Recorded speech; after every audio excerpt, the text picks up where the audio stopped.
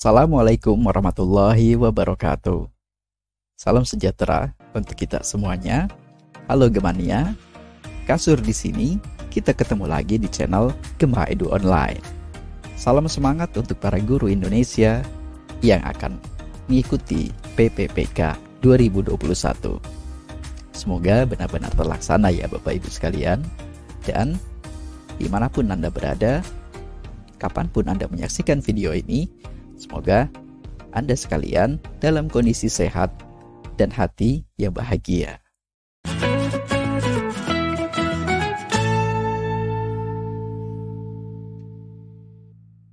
Perlu Bapak Ibu ketahui bahwa di channel Gema Edu Online ini konten-kontennya berisikan mengenai konten-konten pembelajaran, kemudian ada informasi seputar dunia pendidikan dan sekolah, ada juga konten-konten berupa video motivasi belajar dan inspirasi kehidupan. So, pastikan sudah subscribe dan nyalakan loncengnya. Semoga bermanfaat konten-konten yang ada di channel Gema Edu Online ini. Teman-teman, bapak-bapak, ibu-ibu juga bisa add atau follow media-media sosial dari Gema Edu seperti yang ada di sini. Sini ya, tuh. Baiklah Bapak Ibu, kita akan langsung ke kontennya ya. Baso PPPK 2021. Namun sebelumnya, menghadapi PPPK 2021 ini, tentunya kita harus terlebih dahulu mengetahui apa saja yang diujikan dalam PPPK ini.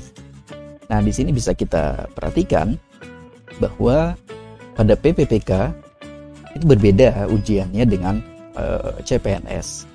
Karena pada PPPK ini tidak ada seleksi kompetensi dasar. Seperti itu Bapak Ibu. Nah, tipe-tipe konten dari ujiannya atau tesnya yaitu kompetensi teknis. Ini sesuai dengan mata pelajaran yang diampu oleh Bapak Ibu sekalian. Tentunya sesuai dengan Dapodik ya. Kemudian ada tes bakat skolastik penalaran.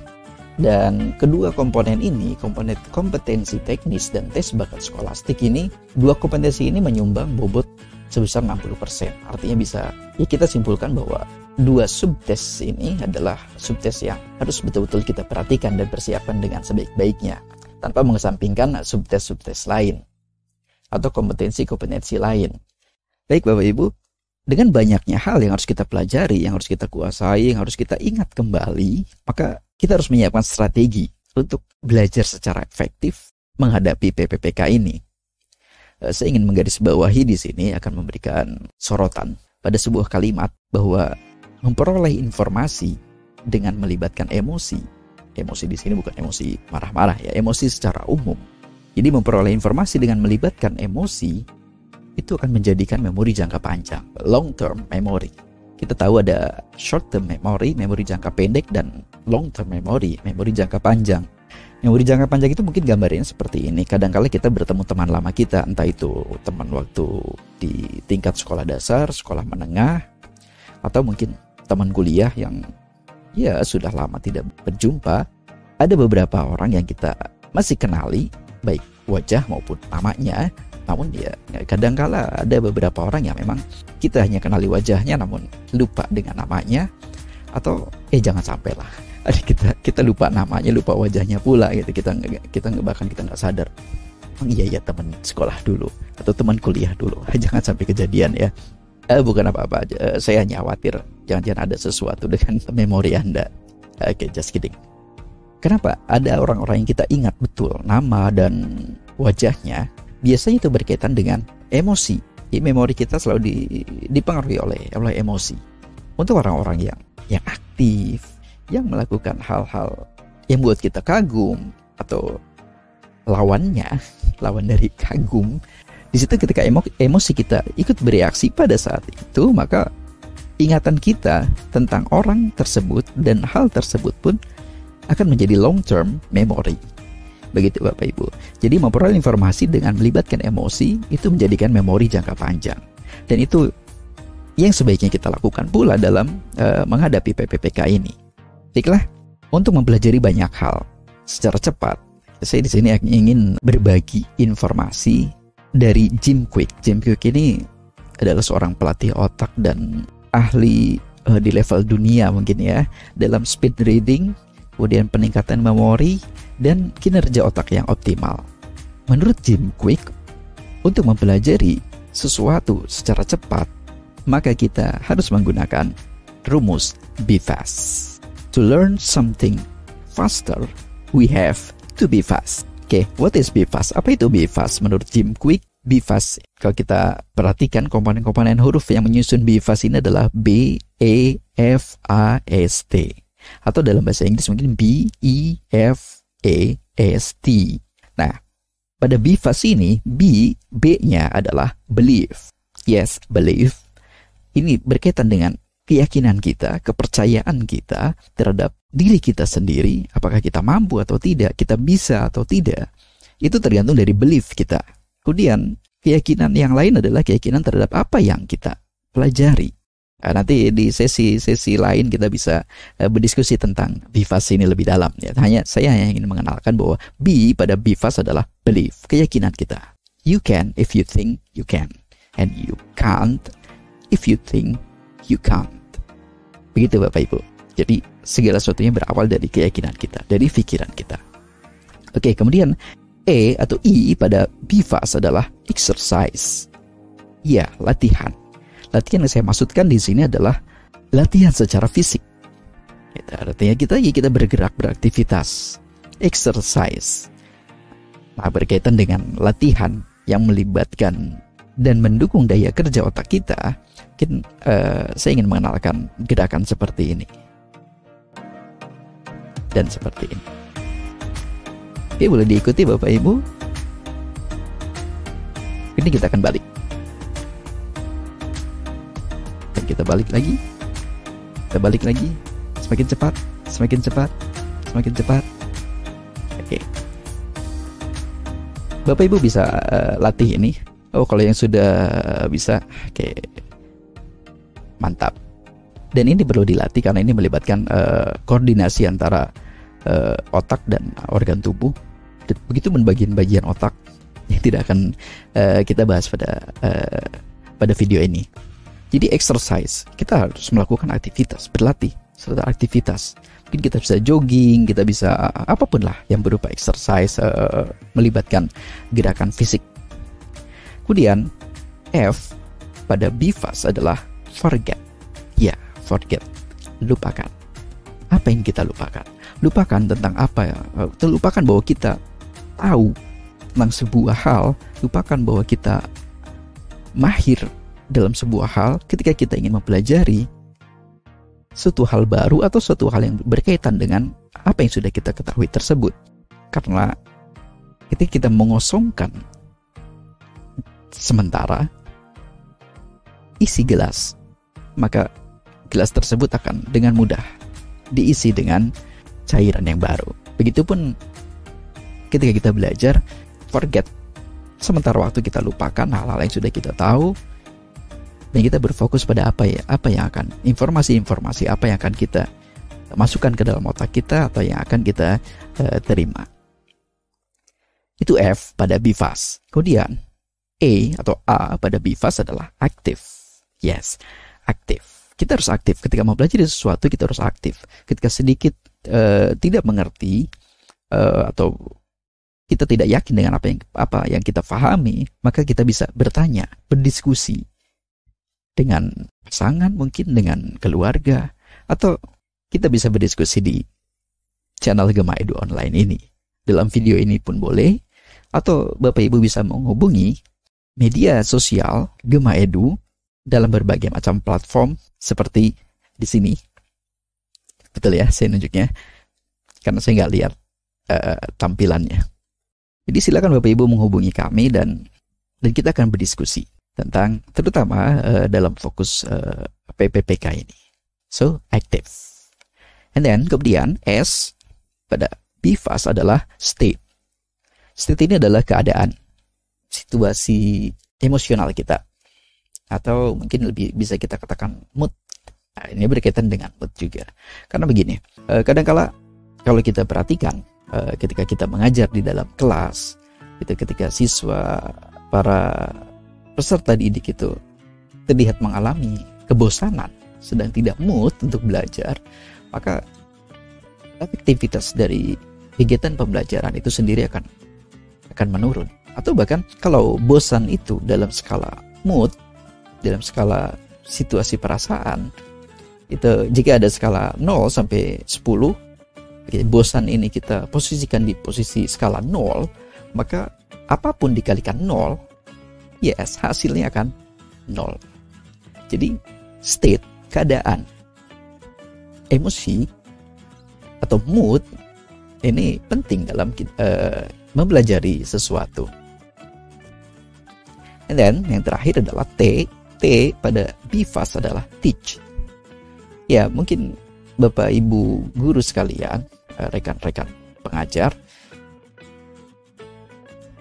terutama saya pribadi, itu mengalami bahwa ternyata ketika kita mengajarkan sesuatu, justru pemahaman dan pengetahuan kita tentang sebuah konsep atau apapun materi yang kita sampaikan itu menjadi semakin kuat. Bahkan kita mendapatkan wawasan-wawasan baru dari apa yang sudah kita dapatkan pada saat kita awal-awal mempelajari konsep atau materi tersebut. So, teach itu penting. When we teach something, we learn it twice. Ya, ketika kita mengajarkan sesuatu, sesungguhnya kita sedang mempelajari itu 2 kali. Kalau semakin sering mengajar, maka kita akan mempelajari hal tersebut berkali-kali. So, bisa dipastikan, ya, itu akan menjadi memori yang sangat kuat di dalam otak kita. Begitu Bapak Ibu. So, untuk menghadapi PPK ini, bolehlah kita gunakan rumusan dari Jim Quick ini. Be fast.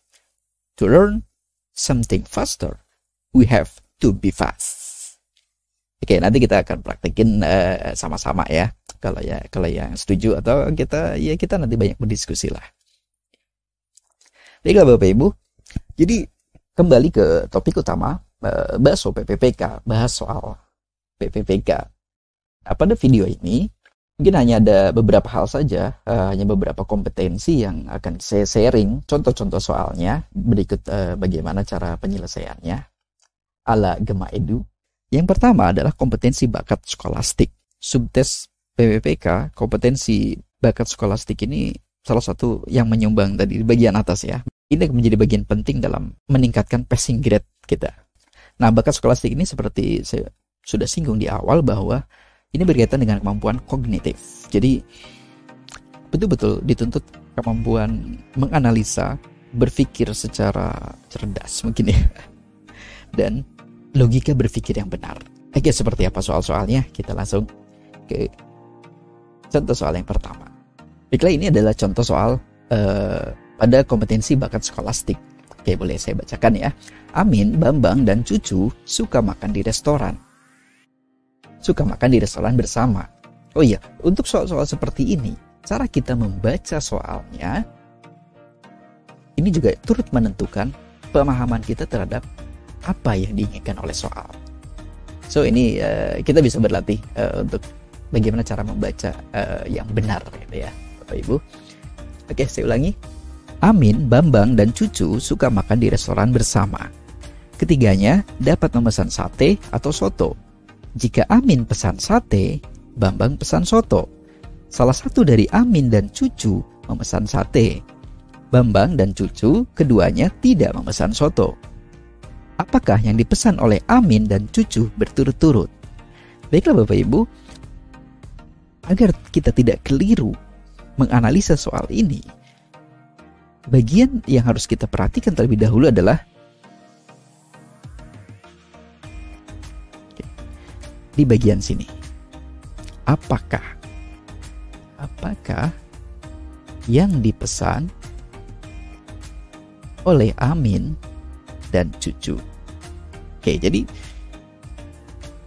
analisa kita terhadap kalimat-kalimat yang ada pada soal harus mengarah pada apakah yang dipesan oleh Amin dan Cucu. Dan ini tidak boleh terbalik, Amin di depan dan Cucu di belakang. Jadi urutan jawabannya harus Amin dulu baru Cucu. Oke, kita ke bagaimana cara menganalisa soal seperti ini. Jadi di sini ada 3 orang. Oke, kita misalkan saja A untuk Amin, B untuk Bambang, dan C untuk Cucu. Oke, kita analisa dari ini sebetulnya mungkin Bapak Ibu lebih berpengalaman ya ketika sudah mengalami beberapa kali tes CPNS maupun PPPK, atau yang sudah sering ngikutin tryout PPPK ini. Nah, kita bisa memulai analisanya dari kalimat manapun sebetulnya, gitu ya, karena ini kemampuan kognitif. Jadi setiap orang mungkin akan mempunyai ciri khas berpikir masing-masing. Itu. Namun saya akan mengajak Bapak Ibu menganalisa dari atas. Ketiganya dapat memesan sate atau soto. Jadi baik Amin, Bambang, dan Cucu itu bisa pesan sate atau soto. Oke, kita garis bawahi atau. Kemudian di sini ada kalimat bahwa jika Amin pesan sate, Bambang pesan soto. Artinya Amin dan Bambang ini pesanannya kayaknya nggak sama. Kalau Amin sate, Bambang soto. Kalau Amin dan Bambang tetap manusia ya, maksudnya yang dipesannya. Gitu.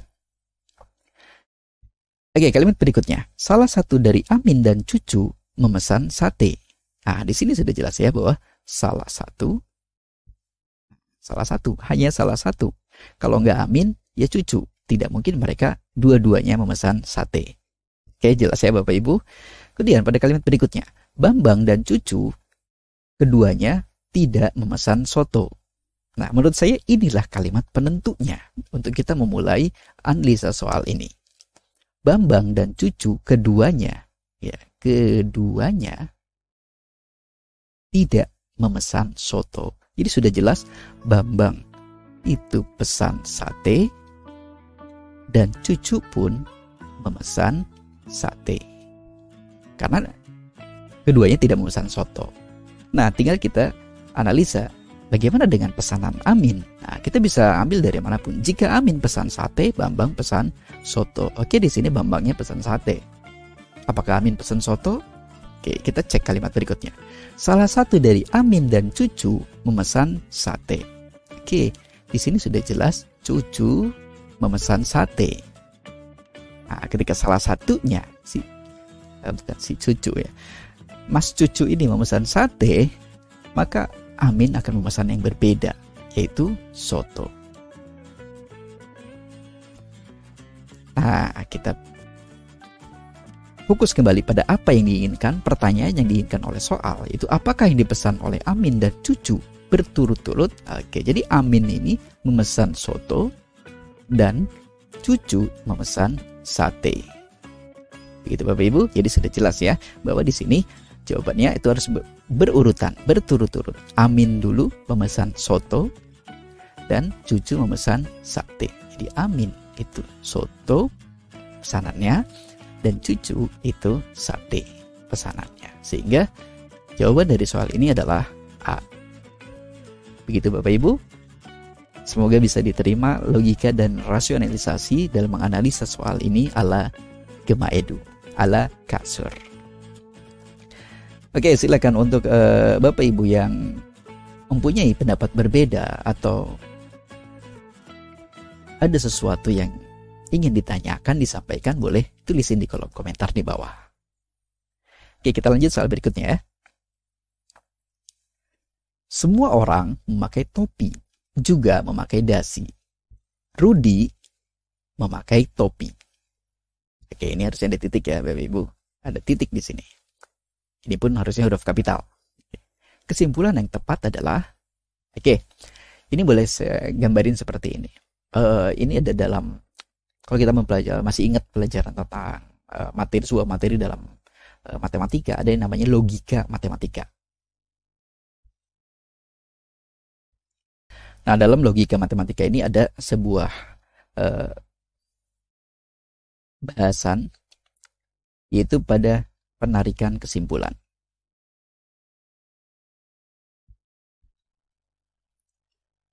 Nah, pada soal ini pun yang diinginkan adalah bagaimana cara kita mengambil kesimpulan, menarik kesimpulan dari dua kalimat ini. Nah, dalam logika matematika, kita sambil mengingat-ingat ya, sebetulnya ini tidak harus kita kaitkan dengan logika matematika, karena kalau kita Kalau kita berpikir skolastik, dengan kemampuan kognitif kita, ini bisa kita talar, bisa kita gunakan logika berpikir yang benar selama kita waras. Sorry, just kidding. Jadi, oke, pada penarikan kesimpulan ini ada seperti ini. Di kalimat pertama itu kita namai saja, saya nggak akan terlalu dalam membahas logika matematikanya, gitu ya. Katakanlah kalimat pertama ini adalah premis pertama, atau kita boleh tulisin P1. Oke, P1-nya itu adalah P Q. Nah, P-nya yang mana nih? Semua orang memakai topi. Oke, ini kita anggap P-nya, dan Q juga memakai dasi. Oke. Jadi ini adalah Q-nya. Oke, kita tulisin di sini. Ini adalah P dan ini adalah Q. Kemudian di kalimat kedua, oke, kita tulisin di sini P2-nya itu Rudy memakai topi. Oke, kita balikin lagi. Memakai topi itu adalah P. Jadi premis 2-nya adalah P. Ketika bentuknya seperti ini, mungkin ada yang sudah tahu ya, ini namanya cara penarikan kesimpulan dengan modus tollens, modus ponen, atau silogisme. Gitu. Tapi saya nggak akan bahas itu di sini. Ketika posisinya seperti ini, maka kesimpulan yang dapat kita ambil adalah, ya, jika P maka Q. Kemudian pada premis kedua itu adalah P, sehingga kesimpulannya adalah Q. Oke, dari rumusan ini bisa kita lihat bahwa kesimpulannya adalah Q. Apa itu Q? Q di sini adalah memakai dasi. Jadi kesimpulan yang dapat diambil, atau ya kesimpulan yang tepat adalah Rudy Q. Rudy memakai dasi. Begitu Bapak Ibu. Itu sebetulnya seperti saya utarakan sebelumnya, bahwa soal seperti ini adalah bentuk soal bakat skolastik. Jadi ini bisa kita selesaikan dengan kemampuan kognitif yang sudah kita miliki. Semua orang memakai topi juga memakai dasi. Rudy memakai topi. Artinya sudah bisa dipastikan bahwa Rudy pun memakai dasi. Begitu Bapak Ibu. Kita lanjut. Semua orang yang memakai topi juga memakai dasi. Bayu tidak memakai dasi. Kesimpulan yang tepat adalah, oke, ini sepertinya mirip dengan yang tadi, betul. Ini adalah bisa kita kaitkan juga dengan logika matematika. Cara penarikan kesimpulan. Apakah ini modus tollens, modus ponen, atau silogisme? Kita bisa bicarakan lebih dalam tentang hal itu pada video berikutnya atau pada live stream, atau Bapak Ibu bisa berdiskusi di platform media sosial Gema Edu. Kita ada di Facebook, ada di Instagram, bisa menghubungi kami juga lewat WhatsApp atau Telegram. Sudah ada grup Telegramnya, nanti akan kita share linknya khusus untuk grup Telegram PPPK 2021. Silakan Bapak Ibu bergabung dengan grup tersebut dan kita bisa berdiskusi kapanpun. Semoga bermanfaat. Oke, balik lagi kita fokus lagi ke soalnya. Oke, seperti biasa kita gunakan di sini ada dua premis, yaitu P1 dan P2. Oke, sini kita analisa lagi. P1-nya, semua orang memakai topi. Semua orang yang memakai topi juga memakai dasi. Oke, jadi juga sama polanya. Jika P, maka Q. Kemudian di sini kalimat keduanya, premis duanya adalah Bayu tidak, tidak memakai dasi. Kita tulis bawahi tidak. Kalau muncul kata tidak, itu artinya kalau dalam logika matematika ada namanya negasi, ingkaran. Kalau ada kata tidak, itu berarti ingkaran dari premis 1. Premis 1 yang mana? Memakai dasi. Tidak memakai dasi. Jadi ini ingkaran P atau ingkaran Q.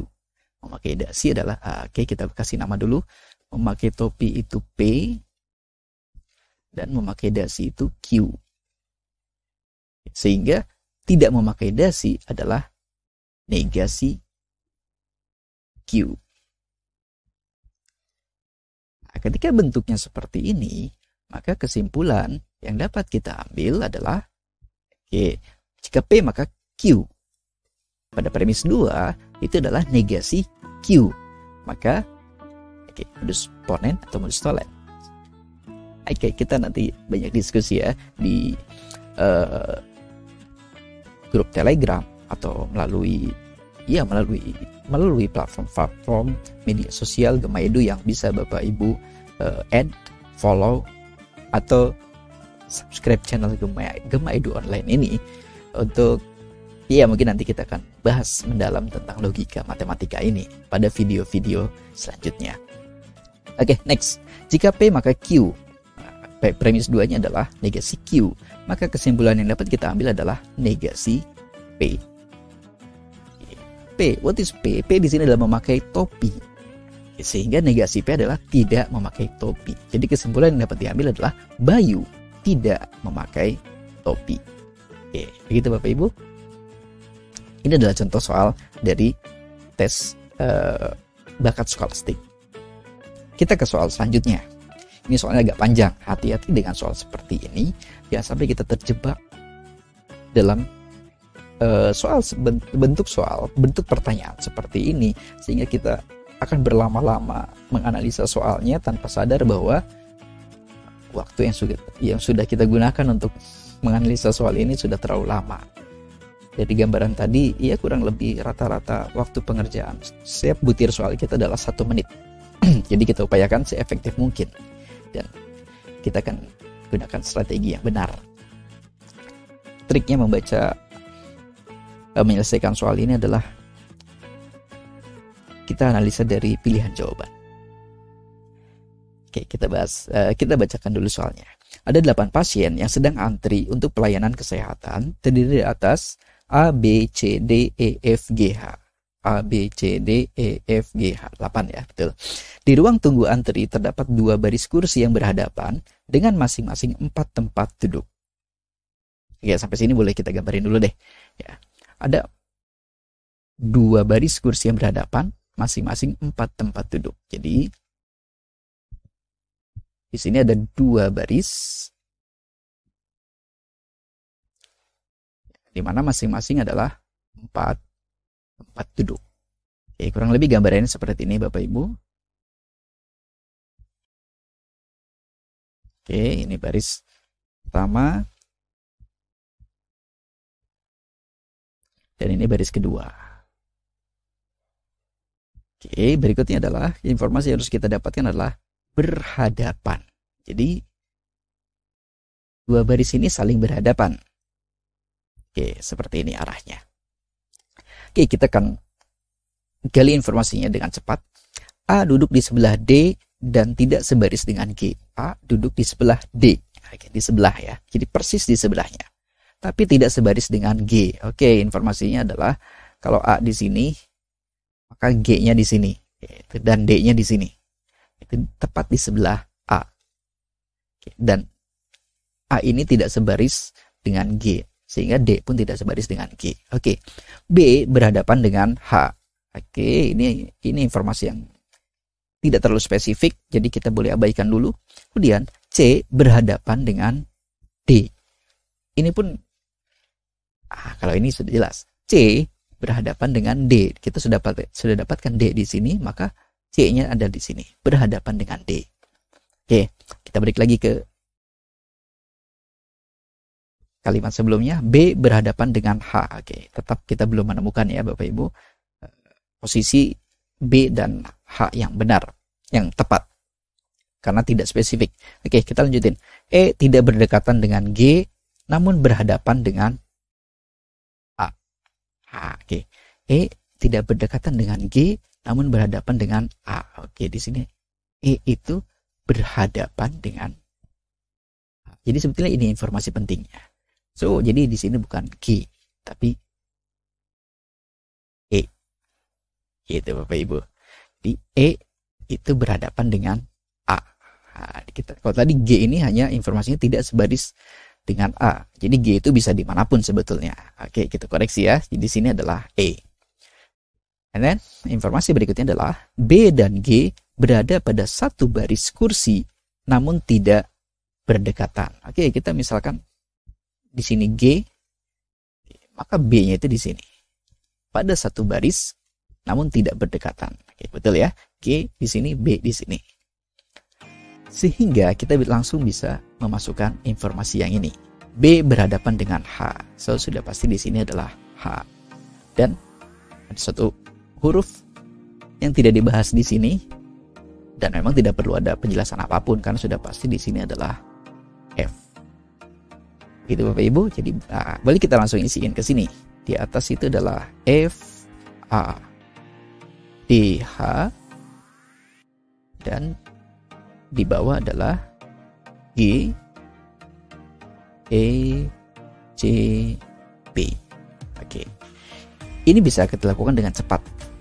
Jadi memang kita terus berlatih berlatih soal-soal seperti ini, sehingga kemampuan kognitif kita akan terasah. Seperti itu Bapak Ibu. Oke, langsung kita analisa jawabannya. A dan G berada pada satu baris. Oke, ini sudah pasti salah. F dan B berada pada baris yang sama. F dan B berada pada baris yang sama, ini pun salah. G dan F saling berhadapan. G dan F saling berhadapan. Oke, ini bisa kita lihat di sini ya. Ini G, ini F. Oke, seperti ini benar. Namun kita cek secara cepat pilihan jawaban lainnya. HADG adalah segaris. HADG ini juga salah karena ada A, ada G. Mereka tidak sebaris. E tidak berdekatan dengan C. Nah, kita lihat di sini E bahkan ada di sebelah C. Jadi ini pun salah. Jadi fix jawabannya adalah C.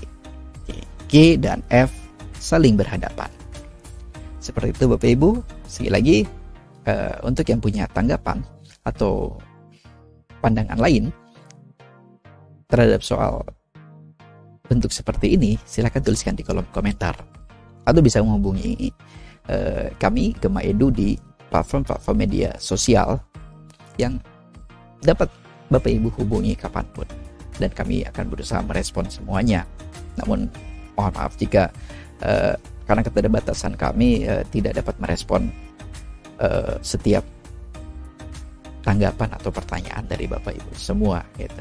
Hanya niat kami adalah sebisa mungkin kami merespon sebaik-baiknya. Seperti itu Bapak Ibu. Oke. Berikutnya, kompetensi yang juga menyumbang 60% passing grade kita pada PPPK ini adalah kompetensi teknis. Nah, ini tentu saja berkaitan dengan mata pelajaran yang masing-masing yang Bapak Ibu ampu sesuai dengan Dapodik tentunya. Dan saya akan memberikan beberapa contoh saja, di antaranya adalah kompetensi teknis matematika. Mungkin ini berkaitan dengan Bapak Ibu guru yang mengajar di SD, SMP maupun SMA pada pelajaran matematika, mata pelajaran matematika. Oke, kita langsung coba bahas ya. Oke, pada video ini kita akan lakukan pembahasan secara praktis saja gitu ya, dan kita bisa berdiskusi di dalam forum lain untuk lebih melakukan pembahasan lebih mendalam lagi. Seperti itu Bapak Ibu. Oke. Himpunan penyelesaian dari sistem pertidaksamaan linier dengan dua perubah, ya. Oke, kita tulisin di sini ada sistem persamaan linier, oke, SPLDV ya. Oke, kalau buat guru matematika sudah akrab dengan singkatan ini ya, SPLDV. Di mana persamaan yang pertama adalah X min Y sama dengan 5. Persamaan yang kedua adalah 2X min Y sama dengan 3. Oke Bapak Ibu, biasanya kita akan menyelesaikan soal seperti ini, SPLDV ini dengan metode eliminasi atau metode substitusi atau kombinasi antara keduanya. Kita gabungkan antara metode eliminasi dan metode substitusi. Cara manapun dalam PPPK tentunya setiap kita punya prefer kecenderungan masing-masing ya, mana cara yang lebih cepat kita bisa gunakan. Itu tergantung kebiasaan masing-masing dari Bapak Ibu sendiri. Hanya saja saya ingin membahasnya seperti ini. Oke, kita akan ubah dulu bentuknya sehingga persamaan X dikurangi Y sama dengan 5 ini bisa kita ubah menjadi X sama dengan 5 ditambah Y. Sehingga X ini akan kita substitusikan ke sini. Dengan demikian persamaan kedua ini, oke kita namain ya biar nggak bingung. Ini persamaan 1, ini persamaan 2. Oke, kita substitusikan nilai X sama dengan 5 plus Y ini ke X yang ini. Ada persamaan kedua. Sehingga 2 dikali 5 plus Y dikurang Y, Y yang ini ya, sama dengan 3. Oke, kita bongkar kurungnya. 2 dikali 5 itu 10.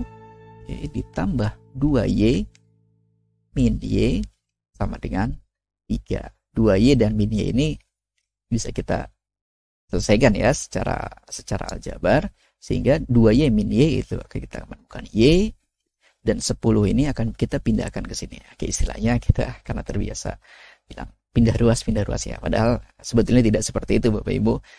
Hanya mengingatkan saja bahwa 10 ini kenapa bisa pindah ke sini itu karena dua ruas kanan dan kiri ini kita kurangkan dengan 10, sehingga di ruas kiri ini 10-nya hilang. 10 kurangi 10 itu 0, dan di sini menjadi 3 min 10.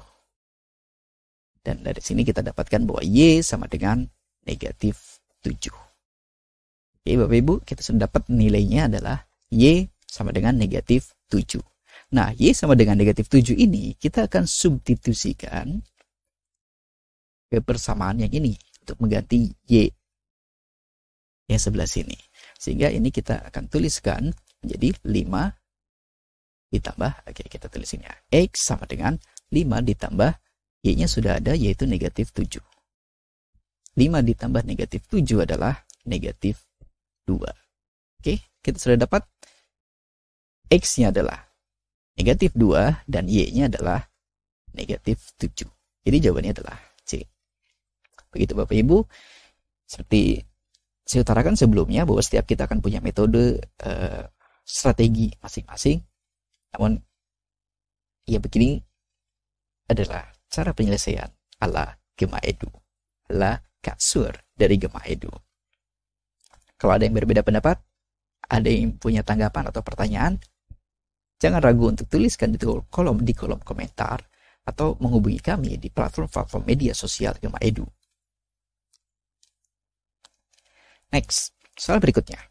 2 garis lurus berikut, 4X min Y ditambah 2 sama dengan 0, dan Y sama dengan 4X plus 1 adalah titik-titik. Maksudnya ini 2 garis lurus yang hubungannya seperti apa? Ini yang maksud oleh soal ini. Ya, kita tulisin dulu masing-masing persamaan garis lurusnya PGL.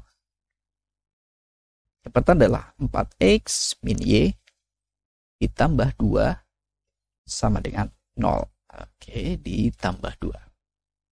Dan yang kedua adalah Y sama dengan 4X plus 1. Baiklah Bapak Ibu, dalam PGL, persamaan garis lurus, kita mengenal istilah gradien. Atau ya kita lambangkan dengan M kecil.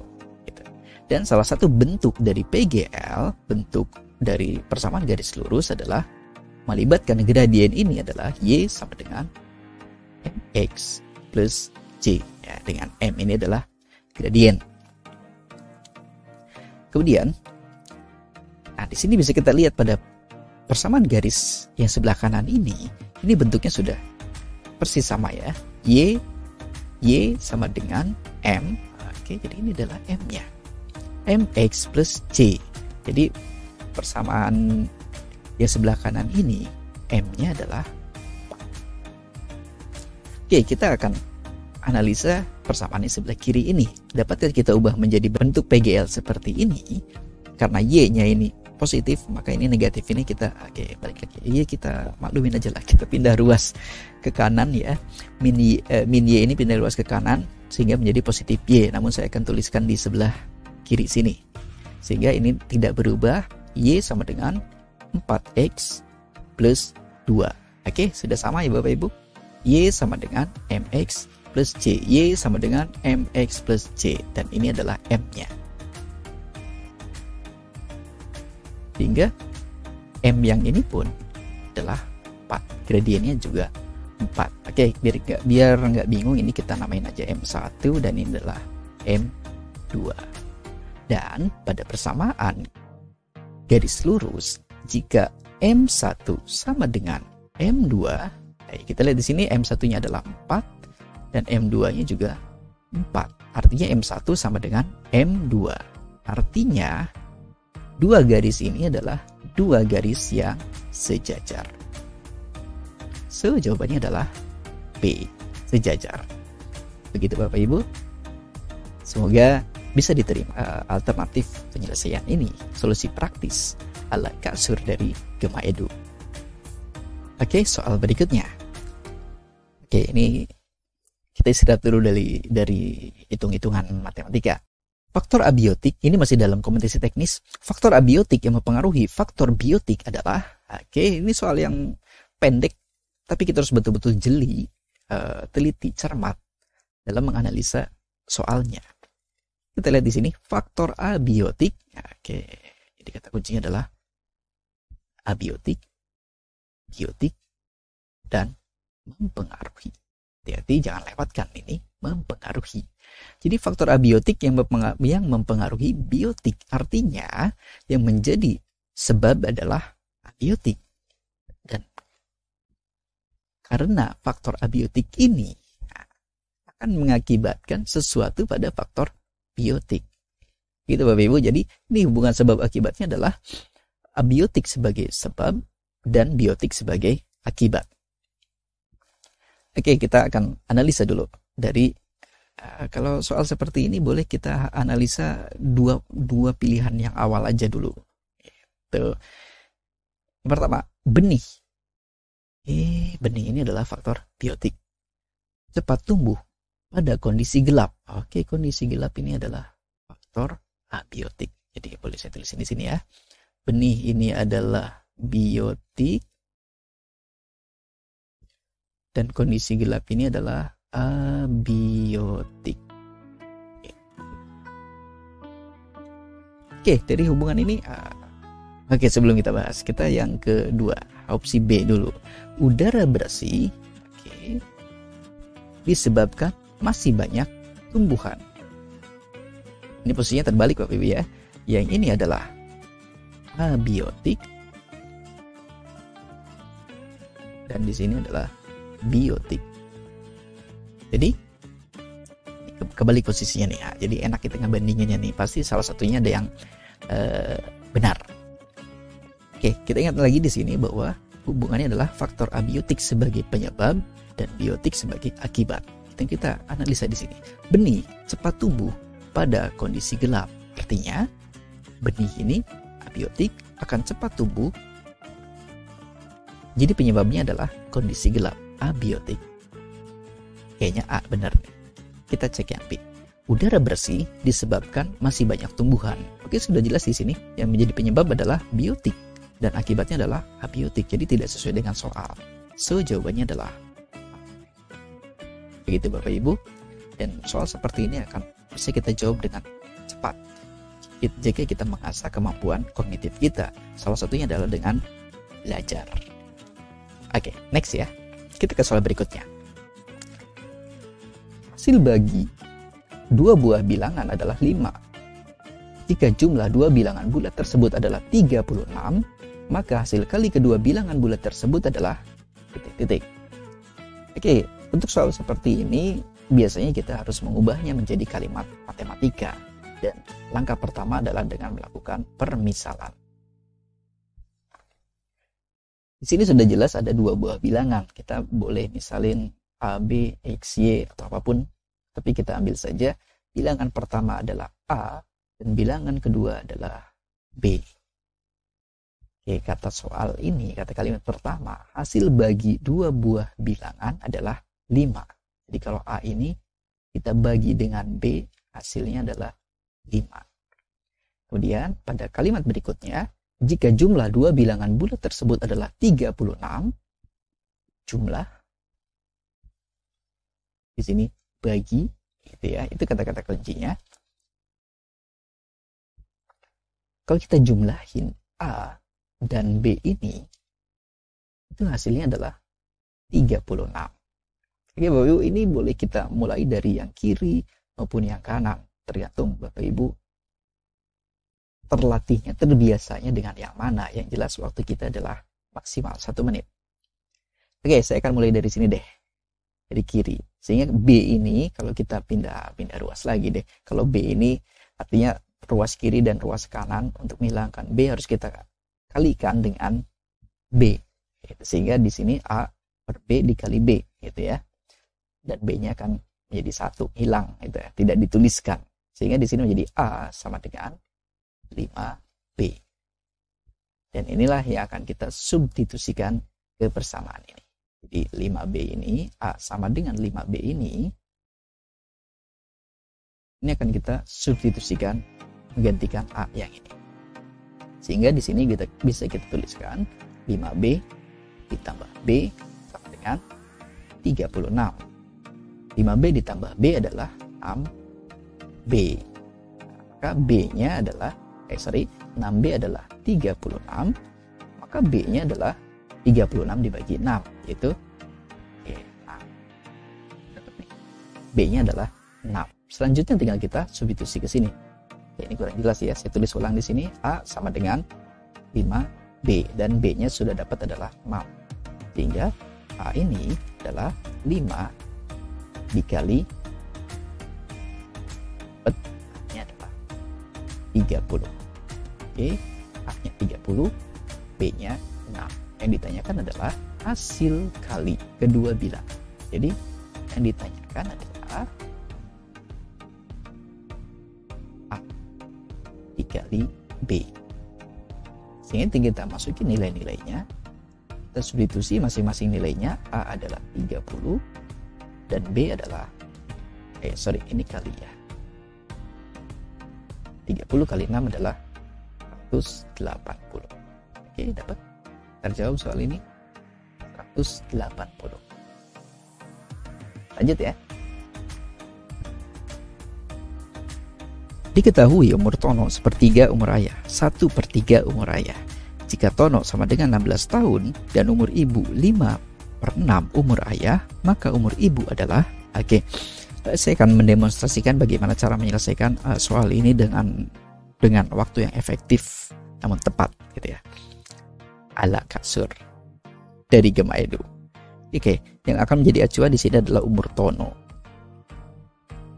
Tono itu adalah 16 tahun. Umur Tono sepertiga umur ayah, artinya umur ayah 3 kali umur Tono, yaitu 48 tahun. Satu informasi lagi, umur ibu 5/6 umur ayah, sehingga umur ibu itu adalah 5/6 dari umur ayah. Oke, ini akan kita bagi dengan 6, sehingga ini 1 dan ini 8. Dan umur ibu adalah 5 kali 8, yaitu 40 tahun. Oke. Perhatikan Bapak Ibu,